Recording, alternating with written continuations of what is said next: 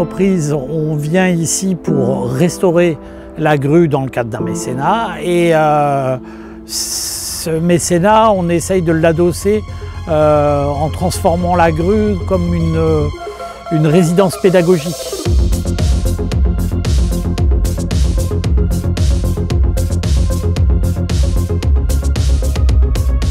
Où on peut y venir pour apprendre le travail à hauteur, pas que la restauration.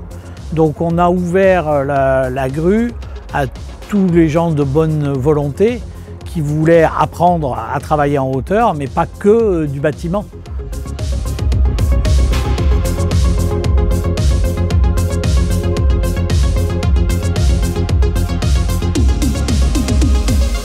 Là, on passe déjà par une journée de théorie, on voit tous les principes de base, déjà le code du travail, de quelle manière c'est encadré, pour voir ce qu'on a le droit de faire, pas faire, l'obligation de l'employeur, les obligations du salarié.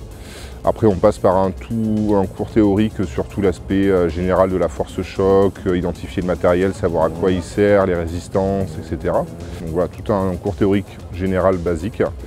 Et après, on passe sur la pratique. Bien sûr, dans la pratique, on apporte toujours un petit peu de théorie aussi au fur et à mesure dans la pratique, qu'on va repeaufiner un peu avec du matériel, ça va être plus imagé justement.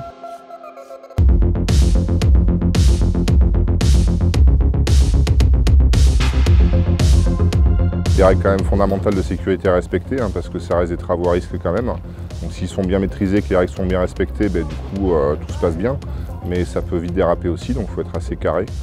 Donc il y a pas mal de protocoles à respecter, des référentiels, des textes de loi, donc il faut être dans les clous par rapport à tout ça, quoi.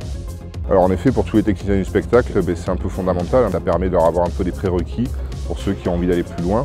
Et même ceux qui ne sont pas attirés par la hauteur, le technicien du spectacle est toujours confronté à la hauteur. Ne serait-ce que monter sur une échelle, on est déjà sur du travail en hauteur, donc il faut pouvoir se sécuriser, apprendre des gestes de base comme bien caler une échelle, porter un casque, c'est déjà la base du travail en hauteur.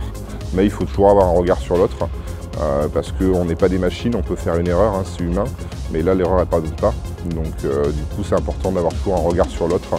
Les élèves en général, il y a un petit peu tout. Il y en a qui sont très intéressés, qui ont envie d'avoir des sensations, qui connaissent un peu ça de par le loisir. Donc il y en a qui ont envie d'aller très vite et qui n'ont pas forcément trop peur. Il y en a qui ont plus d'appréhension. C'est nous, entreprises, qui avons proposé de faire revivre la grue. L'idée c'était aussi de transformer ce lieu comme une adrénaline académie pour que les jeunes puissent venir s'entraîner.